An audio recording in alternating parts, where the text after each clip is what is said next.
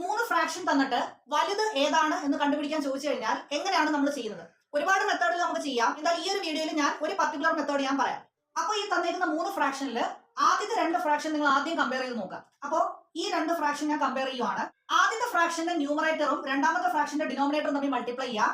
അപ്പൊ 2x41 82 എന്ന് എനിക്ക് ആൻസർ കിട്ടും. അത് ആദ്യത്തെ ഫ്രാക്ഷന്റെ മുകളിൽ എഴുതി. ഇനി ആദ്യത്തെ ഫ്രാക്ഷന്റെ ഡിനോമിനേറ്ററും രണ്ടാമത്തെ ഫ്രാക്ഷന്റെ ന്യൂമറേറ്ററും മൾട്ടിപ്ലൈ ചെയ്യാം. അപ്പൊ 7x12 84 എന്ന് കിട്ടും. അത് രണ്ടാമത്തെ ഫ്രാക്ഷന്റെ ന്യൂമറേറ്ററിൽ എഴുതി.